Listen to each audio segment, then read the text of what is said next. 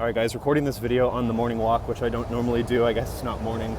I was staying up late working on the forum post and the blog post, and I guess now is a good time to tell you about this new offer that I think is going to hopefully win. So obviously there is a ton of competition in the web design space in general, even for dentistry.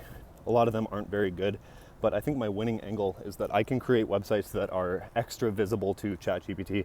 And I'm not even necessarily promising an ROI out of this, but let me just tell you my thinking here. So if somebody's looking for a basic dentist, like just looking to get their teeth cleaned, hygiene appointment, whatever, they're just going to search dentist into Google, or dentist near me, or dentist in their city, or whatever. And whoever ends up in the top 3 results in the maps pack, like the Google Places, like if you Google dentist right now, you'll see there's a little box that pops up called Places, and whoever's in there kind of takes all. However, if you are looking for a more complicated procedure, like let's say a root canal or something that's kind of more expensive, which, by the way, dentists don't make very much money off of general cleanings and hygiene. They make money off of those kinds of more expensive surgical procedures like root canals and whatnot. So when there are more variables at play, let's say this person wants sedation, like, okay, they want a root canal near them, they want the reviews to be good, they want sedation, they want, any of these other factors, they want something that someone that's available this week that accepts their insurance. Those are a bunch of variables. And the thing is, even if that information is on your website, if it's not structured in a way where AI can read it easily, then it's not going to show up. And so Google is good for very general searches, but the more variables you tack on, the search engine kind of has a hard time processing or comprehending all of that data. And so that's where ChatGPT comes in, where it will manually go and crawl several sites, several websites, and find the best option based on your criteria. And so my winning angle in my mind is optimizing, is building websites that are not only super easy and satisfying and whatever, intuitive, easy to look at, easy to get information from a human standpoint, but has the kind of back end that is designed to be as visible to AI as possible. So do you see how that is not only a very unique value proposition, because not many people are doing that, but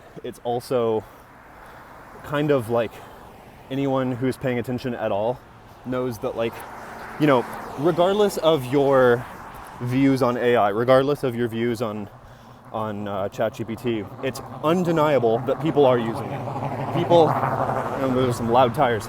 It's undeniable that people are using ChatGPT to search. And so when you make your value proposition around, hey, let's prepare you for the future, that to me seems like a much more plausible thing than, hey, this website looks good and it might get you a patient or two. Trust me, bro.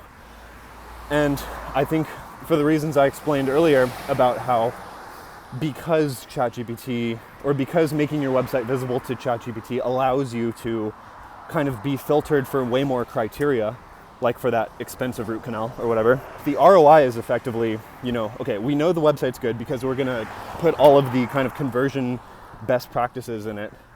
But if even 1 or 2 patients that go and actually follow through with the procedure, if 1 or 2 extra find you through ChatGPT that wouldn't have found you otherwise, you will ROI in 2 months, 1 or 2 months. So it's kind of, I think from that angle, you really can't lose. Look at this little, you guys probably can't see it. There's a little lizard with a curly tail running over here. Wow, look at them go. There's so many lizards in here. Wow, check out this tree tunnel too. So yeah, that's what I've been kind of hyped about. That's what I've been excited to tell you guys about. And I think now that I've revealed my master plan to all 200 of you that are going to see this, I got to move quick. Kind of joking, but I think this is an angle that far too people are taking. I think the value is clear to other people, and I use Framer.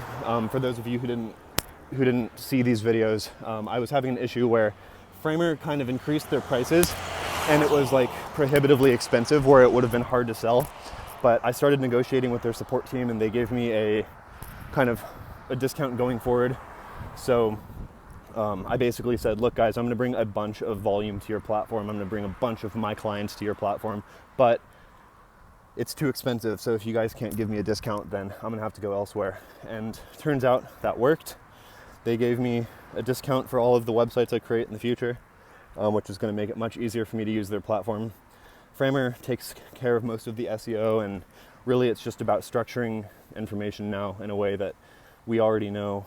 We already know what ChatGPT likes. We know where it pulls data from. So I think it's kind of a no-brainer, and especially in dentistry, it's such an underserved niche in terms of like everyone's using these primitive-looking WordPress websites from 2005. Yeah, I'm feeling really good about it.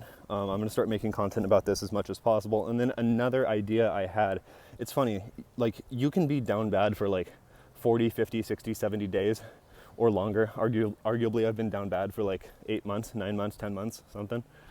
But you get the right idea and then everything clicks. Oh, I'm gonna have to cut that out. I just started yapping. The thing I wanted to talk about is now that I have this unique thing, this unique angle that took me so long to figure out, I feel like it's so good that now other distribution channels that wouldn't have worked, I think will work now. I think an email subject line, for example, that says, we can get your practice visible in, AI search. Obviously, I'm not gonna do that exactly, but you get the idea. Once the offer is actually more sound, it's like, it's not just about distribution. Like, you have to make a good product too, or a compelling product. And so now that the product is infinitely more compelling, other channels like email, or even arguably cold calls, which I'm probably not going to take the time to do, but arguably cold calls are a much better idea. And then another thing I was thinking about is I've been following this guy on Twitter who posts really good stuff, and hear me out, because I know this sounds like stupid and not viable, but these people are talking about how AI influencers are like super hardcore working right now as a way to drive traffic. Obviously, you can say everything's like AI slop, but which is kind of true. Anyways, you'll have to see it to believe it. That's the plan. Feeling super good. A lot to do today. Nice long list of actual high ROI activities, but I got to focus on one channel at a time. I got to get this writing out. I got to, damn, this person like damn near hit me. I don't know if you guys saw that. That came really close to me. Anyways, I'm gonna stop talking today, but yeah, appreciate you all for watching. See you tomorrow.